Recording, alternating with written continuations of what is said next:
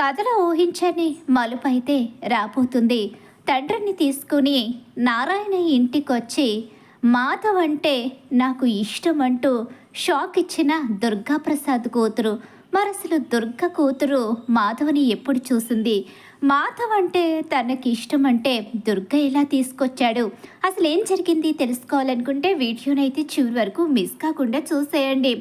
ఇప్పుడు నేను ముగ్గు వేస్తూ మీకు వీడియోనైతే వివరించబోతున్నాను. స్కిప్ చేయకుండా చివరి వరకు చూసేస్తే ఏం జరిగిందో మీకు అర్థమవుతుంది. ఇక్కడ చూస్తే మాధవ్ అయితే రెండో పెళ్ళ అమ్మాయిని పెళ్లి చేసుకోవడానికి సిద్ధపడతాడు.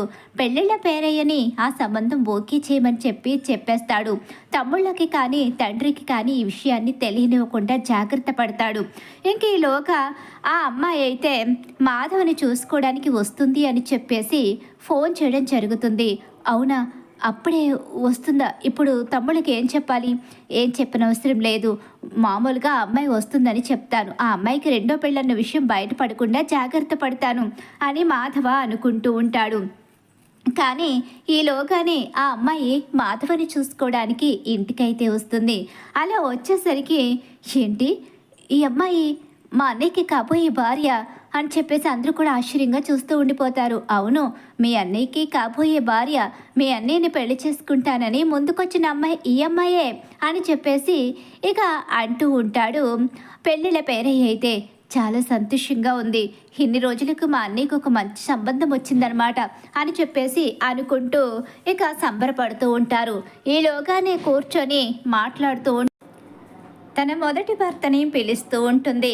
అతను వచ్చేసరికి ఇతనెవరు అని చెప్పేసి ఆశ్చర్యంగా చూస్తూ ఉంటారు. అలా చూస్తూ ఉండగానే, చూసావు కదా, నన్ను ఎవ్వరూ పెళ్లి చేసుకోరు అన్నావు, నిన్ను వదిలేస్తే నాకు పెళ్ళే కాదని చెప్పావు, చూసావుగా నన్ను పెళ్లి చేసుకోవడానికి ముందుకొచ్చాడు, ఇతనే నన్ను పెళ్లి చేసుకోబోయే అతను అని చెప్పనేసరికి అందరూ ఆశ్చర్యంగా చూస్తూ ఉండిపోతారు. ఇక ఒక్కసారిగా ఏంటన్నయ్య, అసలు తను మొదటి పెళ్ళమ్మాయి కాదా ఏంటి? మొదటి పెళ్ళమ్మాయిని కాకుండా రెండో పెళ్ళమ్మాయిని తీసుకొచ్చావేంటి అంటూ పెళ్ళిళ్ళ పేరైన నిలదీస్తారు చక్రి, కేశవ, అలాగే ఇక నారాయణతో సహా అందరూ కూడా అతన్నైతే నిలదీస్తారు. అలా నిలదీసేసరికి ఇంకొకసారి నాదేం లేదు, నేనేం కాదు, మాధవకి ముందే తెలుసు ఈ విషయం, తెలిసే మాధవ ఈ పెళ్ళికి ఒప్పుకున్నాడు అని చెప్పనేసరికి ఏంటి మా అన్నయ్యకి అన్నీ తెలిసి పెళ్ళికి ఒప్పుకున్నాడా ఏంటన్నయ్య ఇదంతా అని చెప్పేసి అంటూ ఉండగానే, ఉండేడ్రా, ఇప్పుడు ఆ అమ్మాయి ముందు మనం ఇదంతా మాట్లాడుకోవడం అవసరం కాదు. లేదు, ఈ పెళ్ళి మాకు ఇష్టం లేదు, మీరు మాట్లాడకండి, ఈ పెళ్ళి మాకు ఇష్టమే, మేము తర్వాత మీకు కబుర్ చేస్తామని చెప్పేసి మాధవ్ అయితే చెప్తూ ఉంటాడు. అలా వాళ్ళు వెళ్ళిపోయిన తర్వాత ఇక ఇక్కడైతే నువ్వు పెళ్లి చేసుకోవడానికి అసలు ఒప్పుకునే ప్రసక్తే లేదు, అయినా నువ్వు రెండో పెళ్ళమ్మాయిని అంత అర్జెంటుగా పెళ్లి చేసుకోవాల్సిన అవసరం ఏముంది? అయినా ఈ పెళ్ళిళ్ళ పేరయ్యా నీకెందుకు అలాంటి సంబంధాన్ని చూపించాలి అని చెప్పేసి అనేసరికి, నాకేం తెలుసు బాబు, మీ అన్నయ్య పెళ్లి గురించి తొందరపడుతున్నాడు, ఎందుకంటే తన తమ్ముడు కేశవ తన పెళ్లి జరిగితే తప్ప పెళ్లి జరగనని కూర్చున్నాడంట కదా, పెళ్లి చేసుకోవాలి అంటే మాధవ్ పెళ్లి జరగాలని తన కోసం ఆల్రెడీ అమ్మాయి రెడీగా ఉందని, ఇక మాధవ జీవితం కోసం వాళ్ళ జీవితం పాడైపోతుందని మాధవ ఈ పెళ్లికి ఒప్పుకున్నాడు అన్న విషయం బయట పెట్టేసరికి ఒక్కసారే కేశవ షాక్ అయిపోయి ఉండిపోతాడు. ఏంటన్నయ్య, నా కోసం నువ్వు రెండో పెళ్ళమ్మాయిని పెళ్లి చేసుకోవడం ఏంటి? అయినా ఈ విషయం నీకెవరు చెప్పారు అని చెప్పి అంటూ ఉండగానే, నాకెవరు చెప్పాలరా, నాకు తెలీదా ఏంటి? అయినా నాకెవరు చెప్పనవసరం లేదు, నువ్వు పెళ్లి చేసుకోకుండా ఆ అమ్మాయిని అక్కడ వదిలి వచ్చేసావు, చివరికి ఆ అమ్మాయే ధైర్యం చేసి తాళి పట్టుకుని నీ ముందుకొచ్చినా సరే ఆ అమ్మాయిని పెళ్లి చేసుకోనని చెప్పేశావు. నా కోసం నీ జీవితం త్యాగం చేస్తూ ఉంటే ఎన్ని రోజులని నేను ఇలా ఉండిపోయి మిమ్మల్ని బాధ పెడుతూ ఉంటాను, నేనే మీ సంతోషాలకి అడ్డుగా ఎలా మారగలను? అందుకే ఈ పెళ్లికి ఒప్పుకున్నాను, ఈ పెళ్లికి మీరెవరూ అభ్యంతరం చెప్పడానికి లేదు, నేను ఆ అమ్మాయిని పెళ్లి చేసుకుంటాను అని చెప్పేసి ఇక మాధవ్ చెప్పేసరికి, లేదు, నువ్వు ఆ అమ్మాయిని కనుక పెళ్లి చేసుకుంటే నేను శైలుని జీవితంలో పెళ్లి చేసుకోను అని చెప్పేసి కేశవ చెప్పేస్తాడు. అదేంట్రా అంత మాట అంటున్నావు? అవును, నీ జీవితం బాగుండాలి, నీ జీవితంలోకి ఒక మంచి అమ్మాయి రావాలి, నువ్వు సంతోషంగా ఉండాలని కోరుకున్నామే కానీ నీ జీవితంలో ఎలాంటి అమ్మాయి వచ్చినా పర్వాలేదు, నువ్వు పెళ్లి చేసుకుంటే చాలు అని ఎప్పుడూ అనుకోలేదు. మాలో ఎవ్వరం కూడా అలా ఆలోచించలేదు. నీ సంతోషం కోసం ఎదురు చూస్తున్నాం. నిన్ను అర్థం చేసుకుని మనందరినీ ఇక జాగ్రత్తగా చూసుకునే అమ్మాయి, నీ మనసు తెలిసి నడుచుకునే అమ్మాయి రావాలి. అంతేకాని నువ్విప్పుడు అలాంటి ఆవిడ్ని పెళ్లి చేసుకుంటే చూసావు కదా, నీ కళ్ళ ముందే తన మొదటి భర్తతో ఎంత రెబల్గా మాట్లాడుతుందో. అలాంటి అమ్మాయి నీ జీవితంలోకి వస్తే నువ్వు సంతోషంగా ఉండలేవు. నువ్వు బాధపడుతూ ఉంటే జీవితం అంతా మేము ప్రశాంతంగా బ్రతకలేము. నువ్వు పెళ్లి చేసుకోవడానికి లేదు అని కేశవ ఖచ్చితంగా చెప్పేస్తాడు. వాడి మాటే మా మాట కూడా.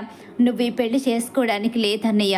నువ్వు సంతోషంగా ఉండాలి, కానీ ఇలా మా కోసం జీవితం అంతా త్యాగాలు చేస్తూ ఉంటానంటే మాత్రం మాలో ఎవ్వరూ కూడా ఊరుకోమని చెప్పేసి మహాలక్ష్మితో సహా అందరూ చెప్పడంతో అప్పుడు ఇక ఆ పెళ్లిని క్యాన్సిల్ చేసుకుంటాడు. ఇప్పుడు ఈ పెళ్లి సంబంధం క్యాన్సిల్ అయింది. మరి నువ్వు పెళ్లి చేసుకుంటావా? నువ్వు శైలుని పెళ్లి చేసుకుంటావా? లేదన్నయ్య, నీకు తప్పకుండా ఒక మంచి అమ్మాయి ఎదురు చూస్తూనే ఉంటుంది, నిన్ను పెళ్లి చేసుకోవడానికి వస్తుంది.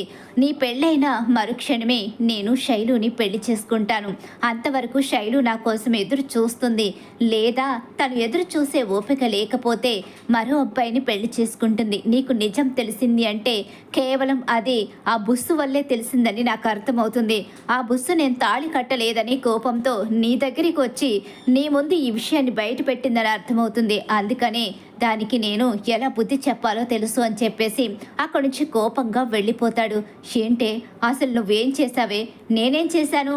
మా అన్నయ్య దగ్గరికి వెళ్ళి ఇక మా అన్నయ్య పెళ్లి జరిగితే తప్ప మనం సంతోషంగా ఉండలేము, మన పెళ్లి జరగదు అని చెప్పి మా అన్నయ్యకి చెప్పావా? అవును. నువ్వెలాగో ఒప్పుకోవడం లేదు. ఆయనైనా పెళ్లికి కాస్త తొందరపడతారు. అలా పెళ్లి చేసుకుంటేనైనా మన పెళ్లి జరుగుతుందని.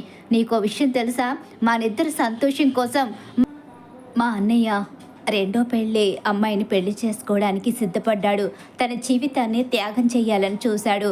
తన జీవితం అంతా మా కోసమే బ్రతికాడు. ఇప్పుడు తన సంతోషం కోసం మేము ఆలోచిస్తుంటే నువ్వు మధ్యలో వచ్చి ఇలా చేయడం కారణంగా మా అన్నయ్య ఎంత రాంగ్ స్టెప్ తీసుకోపోయాడో సరే. ఇప్పుడు నువ్వు ఇంకొకసారి ఇలాంటి వేషాలు వేస్తే ఊరుకునేది లేదు అని చెప్పేసి శైలుకి గట్టిగానే వార్నింగ్ ఇస్తాడు. సరేలే, ఇంకెప్పుడు ఏమీ అనను, కానీ త్వరలోనే మనం మాత్రం పెళ్లి చేసుకోవాలి.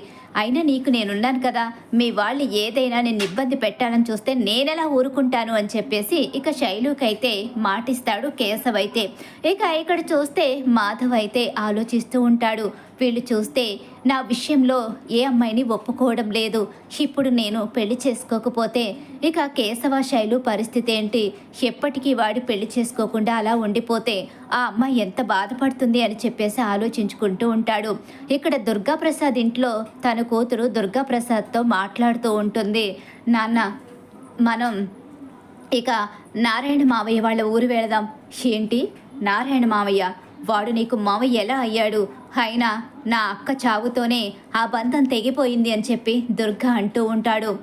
లేదు, మీ అక్క చనిపోయినంత మాత్రాన అక్కడ ఇంకా తనకి సంబంధించిన బంధాలు మిగిలే ఉన్నాయి. అలా ఎలా తెగిపోతుంది ఆ బంధం? ఆ బంధం కావాలి, కలుపుకోవాలి. అత్తతో పాటే ఆ బంధాలు కూడా తెగిపోని అని నువ్వు అనుకుంటే అత్త ఆత్మకు శాంతి ఎలా కలుగుతుంది? నీకు మీ అక్క అంటే ప్రాణం. అలాంటప్పుడు ఆ అక్క కడుపున పుట్టిన పిల్లల్ని ఎలా వదిలేయగలిగావు? వాళ్ళ మీద ఇష్టం లేకుండా ఎలా ఉండగలుగుతున్నావు? అంటే ఏంటి? వాళ్ళెవరో ఎలా ఉంటారో కూడా నీకు తెలియదు. ఇప్పుడు కొత్తగా వాళ్ళు కనిపించినంత మాత్రాన వాళ్ళింటికి వెళ్ళాలని ఎందుకు అనుకుంటున్నావు? లేదు, వెళ్ళాలి, ఆ ఇంటికి వెళ్ళాల్సిందే అని చెప్పేసి పట్టుపడుతుంది. కూతురంటే దుర్గాప్రసాద్కి చాలా ఇష్టం. కూతుర్లో తన అక్కని చూసుకుంటూ ఉంటాడు. ఇక కూతురన్న మాటని కాదండు, కానీ ఆ ఇంటికి వెళ్ళడానికి మాత్రం నేను ఒప్పుకోను. వాడికి నాకు శత్రుత్వం తప్ప బంధుత్వం ఎప్పుడూ లేదు అని చెప్పి అంటూ ఉండి, కానీ ఇప్పుడు కలుపుకోవాలి, ఇప్పుడు మా మధ్య బంధాన్ని ఏర్పరచాలి అని చెప్పేసి అంటూ ఉంటుంది. ఏంటి బంధమా మీ మధ్య? కొత్తగా ఇదేంటి? అవును, నేను మాధవ బావని ఇష్టపడుతున్నాను. పెళ్ళంటూ చేసుకుంటే మాధవ బావనే చేసుకుంటాను. వాళ్ళు ఊర్లోకి వచ్చినప్పుడు నేను గమనించాను. వాళ్ళందరూ కూడా చాలా మంచి వాళ్ళు. మాధవ బావకి పెళ్లి జరగలేదని వాళ్ళు మాట్లాడుకోవడం, అలాగే అతని మంచితనం, తన తమ్ముళ్ళని చూసుకునే విధానం, ఒకరి కోసం ఒకరు బ్రతకడం, ఇదంతా కూడా నాకు చాలా బాగా నచ్చింది. నేను ఖచ్చితంగా మాధవ్ బావని పెళ్లి చేసుకోవాలనుకుంటున్నాను. ఏంటి? వాణ్ణి పెళ్లి చేసుకుని ఆ ఇంటికి నువ్వు కోడలిగా వెళతావా? నేను అస్సలు ఒప్పుకోను. ఎట్టి పరిస్థితిలోని కూడా ఈ విషయంలో ఈ దుర్గాప్రసాద్ అంగీకరించడు అని చెప్పి అంటూ ఉండగానే, నీ ఇష్టం. నీ కూతురికి అలాగే నీ మేనల్లుడికి పెళ్లి చేస్తావో, నీ కూతురికి నువ్వు శాశ్వతంగా దూరం అయిపోతావో, రెండిట్లో ఏదో ఒకటి నువ్వే నిర్ణయించుకో. చిన్నప్పటి నుంచి మీ అక్కలాగే నన్ను గొప్పగా చూసుకున్నావు, నాలో మీ అక్కని చూసుకున్నావు. ఇప్పుడు నేను అడుగుతున్నది మీ అక్క కొడుకునే, కానీ నువ్వు నాకు ఇవ్వలేను అంటున్నావు. అయితే ఇక ఇద్దరిలో ఎవరో ఒకరే ఉండాలని తేల్చుకో. నేను ఇంట్లోంచి వెళ్ళిపోతాను, ఇక్కడ ఉండను, జీవితంలో నీకు కనిపించను అని చెప్పేసి కూతురైతే దుర్గాప్రసాద్ని బెదిరిస్తుంది. దుర్గాప్రసాద్కి అక్క అంటే పంచప్రాణాలు. ఆ తర్వాత కూతురంటే ఎంతో ఇష్టం. అలాంటి కూతురు కంటికి కనిపించను అంటే ఇక ఒక్కసారే దుర్గాప్రసాద్ ఏం చేయాలో అర్థం కాక అయోమయం పరిస్థితిలో పడిపోతాడు. తన కూతుర్ని దూరంగా పంపిస్తే ఒక్కరోజు కూడా చూడకుండా ఉండలేక ఇక ఊర్లోనే ఉంచుకొని చదువు చెప్పిస్తున్న దుర్గాప్రసాద్ అయితే ఇప్పుడు కూతురు తీసుకున్న నిర్ణయాన్ని ఎదిరించలేక, అలాగే ఆ నిర్ణయాన్ని అంగీకరించలేక సతమతం అవుతూ ఉంటాడు. నీకు ఎక్కువ టైం లేదు నాన్న, నువ్వు నిర్ణయం చెప్పాల్సిందే, లేకపోతే నేను వెళ్ళిపోతాను అని చెప్పేసి బెదిరిస్తుంది. ఒకవేళ నన్ను ఏదో రకంగా బెదిరించి భయపెట్టి ఆపాలని చూస్తే ప్రాణాలు తీసుకోవడానికి కూడా వెనకాడను అని దుర్గాప్రసాద్ కూతురు బెదిరిస్తుంది. దాంతో చేసేది లేక ఇక నారాయణ ఊరు బయలుదేరుతాడు. ఇక్కడ నారాయణ అలాగే మహాలక్ష్మి ఇద్దరు మాట్లాడుకుంటూ ఉంటారు. ఏంటి ఈ మధ్యకాలంలో బీడీలు చాలా ఎక్కువగా కాలుస్తున్నారు, అంటే నేనటు ఆఫీస్కి వెళ్ళగానే మీ ఇష్టం వచ్చినట్టు వేషాలు వేస్తున్నారు అని చెప్పేసి మహాలక్ష్మి నారాయణని బెదిరిస్తుంది. అదేమీ లేదమ్మా, ఇంకా మీదట కాల్చల్లే. అవును, నేను వచ్చేసరికి బీడీ ముక్క కూడా లేకుండా మాయం చేసేస్తున్నారు కదా, అందుకు కాల్చనని ఇలా అబద్ధాలు చెప్తారు. ఎన్ని అబద్ధాలు చెప్తారు? మిమ్మల్ని ఒకసారి హాస్పిటల్కి తీసుకువెళ్తాను అని చెప్పేసి అంటూ ఉండగా, లేదమ్మా వద్దొద్దు, నువ్వు హాస్పిటల్కి తీసుకువెళ్ళినా నా బాడీకి ఆ మందులు సూట్ అవ్వు అని చెప్పేసి నారాయణ అలాగే ఇక కాసేపు మహాలక్ష్మి ఇద్దరు మాట్లాడుకుంటూ ఉంటారు. నారాయణని ఆట పట్టిస్తూ ఉంటుంది మహాలక్ష్మి. ఇలా లోపల మాధవ్ పనిచేసుకుంటూ ఉండగానే ఇక ఊహించనే విధంగా ఆ ఇంటికి దుర్గాప్రసాద్ వస్తాడు. అలా వచ్చేసరికి ఒక్కసారే అందరూ షాక్ అయిపోతారు, నారాయణతో సహా. ఏంటి ఎలా వచ్చావేంటి? అంటే అక్కడ నన్ను వేసేయడానికి కుదరలేదని ఏ ఊరికి వచ్చావా అని చెప్పేసి అడుగుతూ ఉంటాడు నారాయణ. అయితే అలా అడిగేసరికి ఇక దుర్గాప్రసాద్ ఏం మాట్లాడు. అమ్మా ఇంట్లో మాధవ్ ఉన్నాడా అని చెప్పి అంటూ ఉండగానే, ఏంటి ఇక్కడ నేను మాట్లాడుతూ ఉంటే నా పెద్ద కొడుకుని అడుగుతావేంటి? వాడిని ఏం చేయాలనుకుంటున్నావు? మాధవ్ ఉన్నాడమ్మా. ఉన్నారు, మీరు లోపలికి వస్తున్నాను అని చెప్పేసి తన కూతుర్ని పిలుస్తాడు. అలా తన కూతుర్ని తీసుకుని లోపలికైతే వస్తాడు. ఇక మేనల్లుళ్ళు నలుగురు కూడా అక్కడికి వచ్చి, రండి మావయ్య అని చెప్పేసి పిలిచేసరికి, మీలో ఉన్న మర్యాద మీ నాన్నలో ఎక్కడా కనిపించలేదు. మీ నాన్నకి పొగరు అహంకారం తగ్గలేదు. అవును, తల వంచి వచ్చాను కదా, నా అక్క కొడుకుల్ని చూడ్డానికి ఇక్కడికి వచ్చినందుకు వాడికి ఆ మాత్రం పొగరుంటుందిలే అని చెప్పేసి దుర్గాప్రసాద్ అంటూ ఉంటాడు. ఈలోగానే ఇక బావ అంటూ మాధవ్ దగ్గరికి వచ్చి చాలా ఆప్యాయంగా మాట్లాడుతుంది దుర్గాప్రసాద్ కూతురైతే. అలా మాట్లాడేసరికి, ఏంటి ఇక్కడ మనందరినీ వదిలేసి ప్రత్యేకించి మాధవన్నీతోని మాట్లాడుతుందేంటి అని చెప్పేసి వాళ్ళందరూ ఆశ్చర్యంగా చూస్తూ ఉండిపోతారు. ఇక మిమ్మల్ని నేను అక్కడ చూశాను, కానీ మీరు మాత్రం నన్ను చూడలేదు. మీరు గుడిలోకి వెళ్ళడం, అలాగే మీరు అక్కడ కూర్చొని కబుర్లు చెప్పుకోవడం, మీరు సరదాగా ఉండడం ఇదంతా చూశాను. నాకు రావాలనిపించింది, కానీ ఇదిగో మా నాన్నకి మీ నాన్నకి మధ్య ఉన్న శత్రుత్వం కారణంగా మీ ముందుకి రాలేకపోయాను. కానీ ఇప్పుడైతే మా నాన్నని ఒప్పించి ఇక్కడికి వచ్చాను అని చెప్పేసి అంటూ ఉంటుంది. ఇక తనైతే అలా అనేసరికి, ఏంటి మావయ్య అసలు మీకు ఒక అమ్మాయి ఉందన్న విషయం కూడా తెలియదు, పైగా తను మమ్మల్ని చూశాను అంటుంది, మిమ్మల్ని ఒప్పించి ఇక్కడికి వచ్చాను అంటుంది, మీరు కూడా తన కోసం ఇక్కడికి వచ్చారా? మా మీద శత్రుత్వాన్ని వదిలేసి మా నాన్నని చంపాలనే ఆలోచన కూడా వదిలేసి మీరు ఇక్కడి దాకా వచ్చారు అంటే ఏదో విషయం తప్పకుండా ఉండే ఉంటుంది. ఏమైంది మావయ్య, ఎందుకు వచ్చారు అని చెప్పేసి మాధవ చాలా మర్యాదగా అడుగుతూ ఉంటాడు. చూసావా నాన్న, చూసావా మాధవ బావ ఎంత మర్యాదస్తుడో, ఎంత మర్యాదగా ఆప్యాయంగా మాట్లాడుతున్నారో. ఇలాంటి ఇంటికి నువ్వు రాను అన్నావు, మీ అక్కని ఇష్టపడ్డ నువ్వు నీ మేనల్లుళ్ళని మాత్రం దూరం పెట్టావు. మేనమామగా నువ్వు ఈ ఇంటిలో కలిసి ఉంటే వీళ్ళు నీ కోసం ప్రాణం పెట్టేవాళ్ళు. కానీ నువ్వు ఆ పని చేయలేదు. నువ్వు ఆ పని చేయకుండా చివరకు నన్ను కూడా దూరంగా ఉండమన్నావు. ఇప్పుడు చెప్తాను మేము ఎందుకు వచ్చానో నేను చెప్తాను. మా నాన్నంతటా మా నాన్న రాలేదు. నేనే ఇక్కడికి తనని తీసుకొచ్చాను. మీ అందరి మీద ఉన్న ఇష్టం, గౌరవం నన్ను ఇక్కడికి వచ్చేలా చేశాయి. మీ అందరినీ చూడాలి అనిపించింది. ముఖ్యంగా మాధవ్ బావని చూడాలి అనిపించింది. అందుకే ఇక్కడికి వచ్చాను. ఏంటి, మా అన్నయ్యని చూడాలనిపించిందా అని చెప్పేసి, ఏంటిది అసలు ఎందుకు ఇంత స్పెషల్గా మాట్లాడుతుంది అని చెప్పేసి ఆశ్చర్యంగా చూస్తూ ఉండిపోతూ ఉండగానే, ఏంటి మా పెద్దోడినే స్పెషల్గా చూడాలి అనుకుంటున్నావేంటి? అయినా ఏంటిదంతా? మీ నాన్నతో కలిసి ఇదేమైనా కొత్త నాటకమా? వీడేమైనా కొత్త ప్లాన్ చేసుకుని ఇక్కడికి వచ్చాడా ఏంటి? నా కొడుకుల్ని లేపేయాలనుకుంటున్నారా? ఈ నారాయణ ఉండగా నా కొడుకుల్ని ఏమీ చేయలేరు అని చెప్పేసి అంటూ ఉండగా, చూసావా ఈ నారాయణ ఎలా మాట్లాడుతున్నాడో? మనం ఈ ఇంటికి వచ్చి సైలెంట్గా ఆప్యాయంగా మాట్లాడుతూ ఉన్నా సరే ఈ నారాయణ మాత్రం ఇలానే మాట్లాడుతున్నాడు. అసలు ఈ నారాయణకి కొంచెమైనా బుద్ధి లేదు. వీడు మా అక్కని చంపేసినా సరే నేను ఇంటికి వచ్చాను చూసావా, అదే నేను చేసిన పొరపాటు. దీనంతటికీ కారణం నువ్వే అని చెప్పేసి కూతుర్ని అంటూ ఉంటాడు. ఈలోగానే ఇక దుర్గ కూతురైతే మాధవ కాళ్ళ దగ్గర కూర్చొని ఇక మాధవకి ప్రపోజ్ చేస్తుంది. బావా, నువ్వంటే నాకు చాలా ఇష్టం. నిన్ను పెళ్లి చేసుకోవాలి అనుకుంటున్నాను.